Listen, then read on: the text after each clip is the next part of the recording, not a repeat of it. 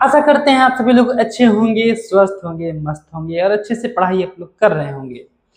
आज हम लोग पढ़ने वाले हैं एक्सरसाइज 3.3 यानी प्रश्नावली 3.3। इसके पहले हम लोगों ने प्रश्नावली 3.2, प्रश्नावली 3.1 और एक्सरसाइज 2, एक्सरसाइज 1 इसी प्रकार हम लोगों ने कर लिया है। और अभी हम लोग पढ़ने वाले हैं एक्सरसाइज 3.3। तो हमेशा की तरह सबसे पहले प्रश्न को पढ़ते हैं, समझते हैं, फिर हल करते हैं।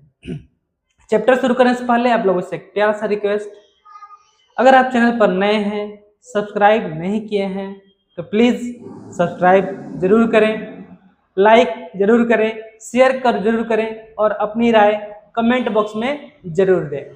चलिए हम लोग शुरू करते हैं एक्सरसाइज 3.3। तो यहाँ पे कह रहा है निम्नलिखित समीकरण युग्म को प्रतिस्थापन विधि से हल कीजिए। यहाँ पे समीकरण युग्म दिया गया है और भी इसके अलावा इसमें और भी समीकरण युग्म दिए गए हैं, तो हम लोग एक एक करके बनाएंगे। उसको हमें प्रतिस्थापन विधि से हल करना है। किस विधि से? प्रतिस्थापन विधि से। तो चलिए यहाँ पे हल करके दिखाते हैं प्रतिस्थापन विधि से कैसे हल किया जाता है। तो सबसे पहले हम लोग लिखेंगे हल। क्या लिखेंगे? हल। देखिए यहाँ पे है पहला समीकरण जो है x + y = 14, इसको मान लेंगे समीकरण 1। दूसरा है x - y = 4, इसको मान लेंगे समीकरण 2। समीकरण 2। अब यहाँ पर देखिए x + y = 14 है, तो यहाँ पे y को उस तरफ करेंगे तो x बराबर 14 - y आ जाएगा। 14 - y आ जाएगा। इसको हम लोग मान लेंगे समीकरण 3। समीकरण 3। अब यहाँ पे ध्यान दीजिए, यहाँ पे हम लिख रहे हैं समीकरण 3 का मान, समीकरण 3 का मान समीकरण 2 में रखने पर, 2 में रखने पर, तो हम यहाँ पे समीकरण 3 में जो भी मान आया है, यानी कि यहाँ पर x का मान आया है 14 - y, तो इस मान को हम लोग समीकरण 2 में रखते हैं। समीकरण 2 में रखते हैं। तो देखिए यहाँ पे x है, यहाँ पे x का मान आया है 14 - y, तो हम यहाँ पे लिख रहे हैं 14 - y = 4। यही ना है? देखिए x का मान रख दिए 14 - y, फिर -y = 4।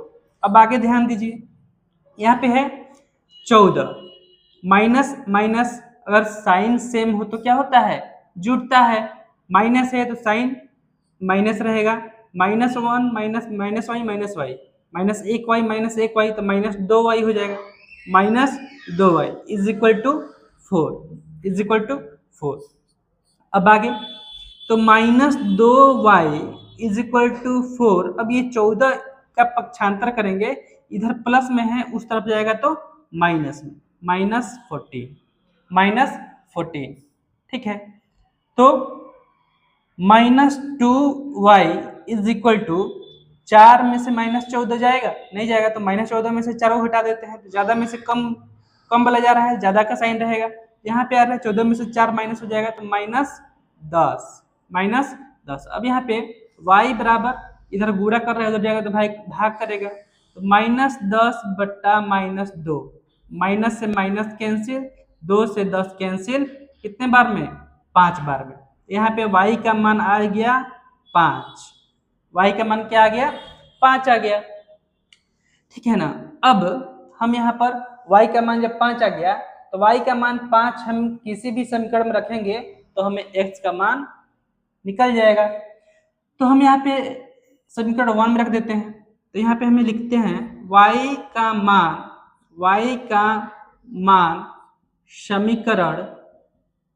समीकरण 1 में रखने पर, y का मान समीकरण 1 में रखने पर, चलिए यहाँ पे है x + y = 14 y का मान है 5। तो x plus 5 is equal to 14। तो यहाँ पे जाएगा x बराबर 14 माइनस, इधर प्लस में है उधर जाएगा तो माइनस में -5, तो x का मान आ जाएगा 9। x का मान कितना आ जाएगा 9। तो हमारे पास आंसर आ गया। अतः x इज इक्वल टू 9 और y इज इक्वल टू 5। ये हो जाएगा हमारा आंसर। ये हमारा क्या हो जाएगा आंसर हो जाएगा। ये था प्रश्नावली 3.3 का क्वेश्चन नंबर 1 का फर्स्ट। अब हम लोग देखते हैं क्वेश्चन नंबर 1 का सेकेंड। अब हम लोग देखते हैं एक्सरसाइज 3.3 का क्वेश्चन नंबर 2। तो क्वेश्चन नंबर 2 जो है s minus t is equal to 3 और s बट्टा 3 प्लस t बट्टा 2 इज इक्वल टू 6। चलिए बनाते हैं, इसको भी हल करके दिखाते हैं कि कैसे हल होगा। देखिए सबसे पहले लिखेंगे हल। तो s minus t is equal to 3 है, इसको मान लेंगे समीकरण 1, समीकरण 1। और s बट्टा 3 प्लस t बट्टा 2 इज इक्वल टू 6 है, इसको मान लेंगे समीकरण 2। क्या मान लेंगे समीकरण 2। अब यहाँ पे देखिए s minus t is equal to 3 है, तो s is equal to s is equal to 3, t जो है इधर प्लस में इसका पक्षांतर करेंगे तो उस तरफ जाएगा तो प्लस में हो जाएगा, इधर माइनस में इधर आएगा तो प्लस में हो जाएगा। तो s बराबर आ गया 3 प्लस टी, इसको मान लेंगे समीकरण 3, समीकरण 3। कोई दिक्कत नहीं। अब आगे देखिए, ये है s बट्टा 3 प्लस t बट्टा 2 इज इक्वल टू 6। इसका एलसीएम लेंगे तो एलसीएम 3 और 2 का एलसीएम हो जाएगा 6, तो हो जाएगा 2s plus 3t is equal to 6। अब क्या करते हैं, अब इसको हम तिरछी गुणा कर देते हैं। इसके नीचे कुछ नहीं है यानी 1 है। अब तिरछी गुणा करेंगे तो यहाँ पे इसको इससे और इसको इससे गुणा कर देते हैं, तो ये हो जाएगा 2s x नहीं 2s plus 3t is equal to 36। इसको मान लेंगे हम लोग समीकरण 4, समीकरण 4। कोई दिक्कत नहीं होना चाहिए। अब हम यहाँ पे लिख रहे हैं समीकरण 3 का मान समीकरण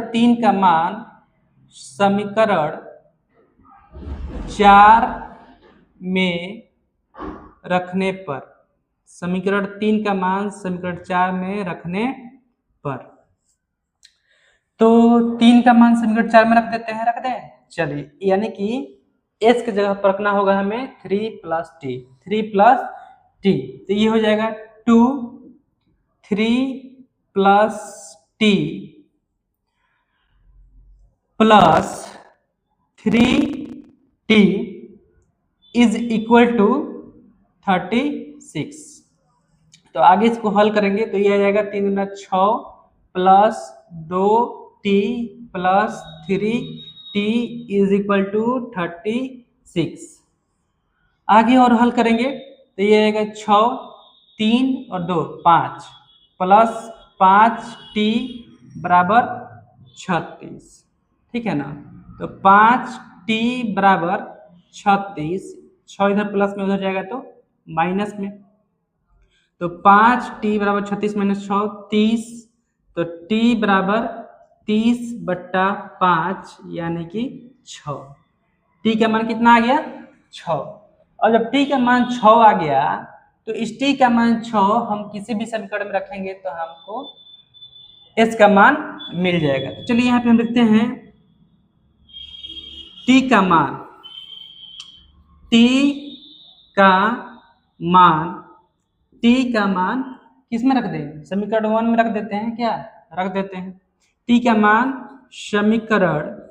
समीकरण 1 में रखने पर, समीकरण t का मान समीकरण 1 में रखने पर रख देना। चलिए रख देते हैं, तो ये हो जाएगा s minus 6 is equal to 3। तो इसको हल करेंगे तो यह आ जाएगा s इज इक्वल टू 3, पक्षांतर करेंगे प्लस 6, तो s का मान आ जाएगा यहाँ पे 9। तो हमारे पास उत्तर आ गया।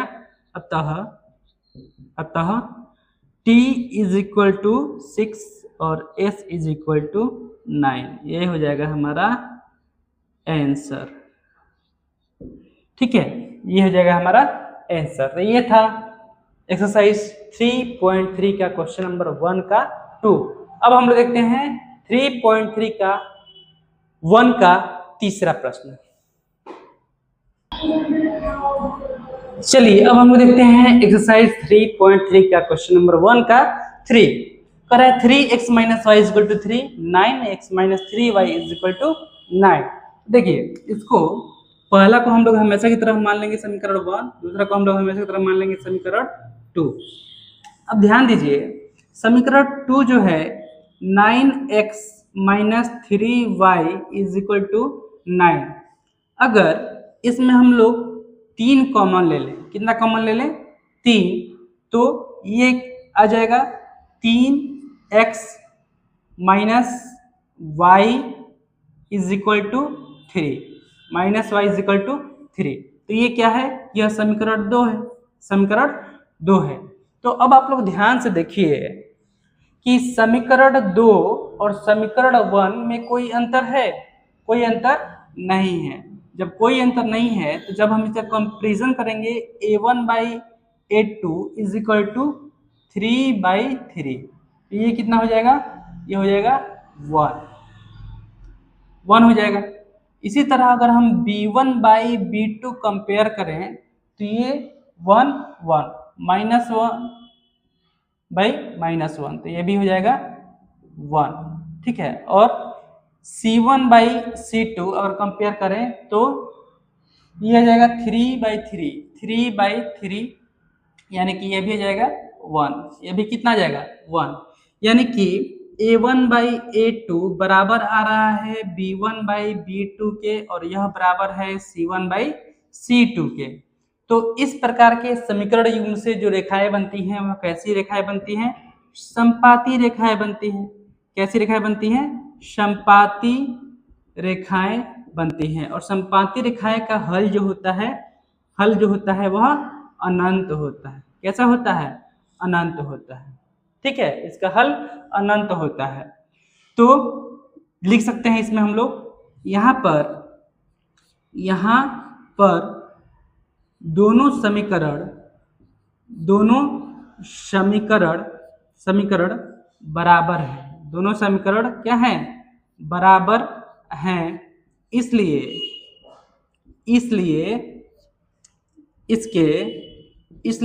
इसके अनंत हल होंगे। कितने हल होंगे, अनंत हल होंगे, इसलिए इसके अनंत हल होंगे। इसके बहुत सारे इसके उत्तर आ सकते हैं। चलिए अब हम लोग देखते हैं एक्सरसाइज 3.3 का क्वेश्चन नंबर 1 का 4। आइए अब हम लोग देखते हैं एक्सरसाइज 3.3 का 1 का क्वेश्चन नंबर 4। तो यहाँ पे 0.2x plus 0.3y is equal to 1.3, 0.4x plus 0.5y is equal to 2.3। तो यहाँ पे पॉइंट में है, तो इसको देखकर सबसे पहले आप लोग घबराना नहीं है। तो पॉइंट हटाने के लिए हम क्या करेंगे, हम देख पा रहे हैं कि एक एक अंक के बाद क्या है, शून्य है। एक मतलब कि पॉइंट के पहले कितने अंक है, एक एक अंक है। सभी में कितने अंक है, एक एक अंक है। ठीक है ना। तो इसमें हम दोनों इक्वेशन में सबसे पहले तो इसको मान लेंगे समीकरण 1 और इसको मान लेंगे समीकरण 2। ठीक है ना। अब हम यहाँ पे दोनों समीकरण में 10 से गुणा कर दे रहे हैं। तो सबसे पहले लिख देते हैं जो कर रहे हैं उसको। यहाँ पे लिखते हैं हल में हम लिख रहे हैं समीकरण 1 एवं समीकरण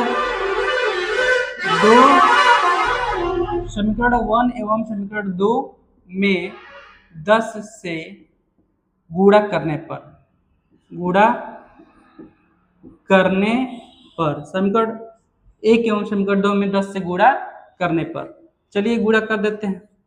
0.2x plus 0.3y is equal to 1.3। सभी में हमको 10 क्या करना है, गुणा कर देना है। तो ये हो जाएगा 2x plus 3y is equal to 13। इसको हम मान लेंगे समीकरण 3, समीकरण 3। ठीक है, दूसरा है 0.4x plus 0.5y is equal to 2.3। तो इसको भी क्या करना है, 10 से गुणा कर देना है। तो इसको 10 से हम लोग गुणा करेंगे तो यह आ जाएगा 4x plus 5y is equal to 23। इसको हम लोग मान लेंगे समीकरण 4, समीकरण 4। चलिए अब ध्यान दीजिए, ध्यान क्या देना है, यहाँ पर अगर हम x का मान अगर इसमें निकालें, समीकरण 3 में अगर हम x का मान निकालें तो सबसे पहले तो देख लीजिए x इज इक्वल टू यह है 13, ये प्लस में इधर जाएगा तो माइनस में, -3y, ठीक है, और 2 इधर गुणा में है, इधर जाएगा तो भाग में, ठीक है। इसको मान लेंगे समीकरण 5, समीकरण 5। अब इस समीकरण 3 में देखिए, इसमें भी अगर हम x का मान निकालें तो यहाँ पे x का मान, तो सबसे पहले 23 को 23 लिख दिए, प्लस 5y है, उधर जाएगा तो -5y, कोई दिक्कत नहीं। 4 गुणा कर रहा है, उधर जाएगा तो भाग करेगा बट्टे 4। इसको मान लेंगे समीकरण 6, समीकरण 6। अब करना क्या है, कुछ नहीं करना है, समीकरण 5 में समीकरण 6 का मान रख देना है, या समीकरण 6 में समीकरण 5 का मान रख देना है। तो लिख देते हैं समीकरण 5 में समीकरण 6 का मान रखने पर रख दें, चलिए रख देते हैं। तो ये हो जाएगा 13 माइनस 3y बट्टे 2 बराबर 23 माइनस 5y बट्टे 4। अब क्या करना है, अब कुछ नहीं करना है, इसको तिरछी गुणा कर देना है, इसको इससे गुणा कर देना है, इसको इससे गुणा कर देना है। कर दें, चलिए तो ये हो जाएगा 52, 13 चौके 52 और 3 चौके 12 माइनस 12y बराबर 23 दूना 46 और 5 दूना 10 माइनस 10y। तो यहाँ पे इसको हम आगे हल करेंगे तो देखिए ये हो जाएगा आपका -12y, इधर माइनस इधर आएगा प्लस में, प्लस 10y बराबर 46, 52 को इधर करेंगे तो -52। आगे इसको हल करेंगे तो ये हो जाएगा -2y इज इक्वल टू 4 और 6 -6। तो y का मान आ जाएगा यहाँ पर -6 बटा -2, तो यहाँ पे आ जाएगा इज इक्वल टू 3। y का मान आ गया यहाँ पर 3। y का मान कितना आ गया, 3 आ गया। जब y का मान 3 आ गया तो हम अब y का मान समीकरण 3 में रख ले क्या, चलिए समीकरण 3 में रख लेते हैं। y का मान समीकरण 3 में रखने पर तो 3 क्या है, 2x प्लस 3y का मान 3 इंटू 3 इज इक्वल टू 13। तो ये आ जाएगा 2x प्लस 3 3 के 9 बराबर 13। तो 2x बराबर 13 माइनस 9, तो यहाँ पे हो जाएगा x बराबर 13 माइनस 9 बट्टा 2 यानी 4/2। तो ये हो जाएगा तुम्हारा 2, x का मान आ जाएगा 2। x का मान कितना आ जाएगा, 2। तो यहाँ पे y का मान आ गया कितना, y का मान कितना आया है, 3 आया है, और x का मान आया है 2। ये हो जाएगा हमारा आंसर। ये हमारा क्या हो जाएगा, आंसर हो जाएगा। तो ये था एक्सरसाइज 3.3 क्वेश्चन नंबर 1 का 4। अब हम देखते हैं क्वेश्चन नंबर 1 का 5।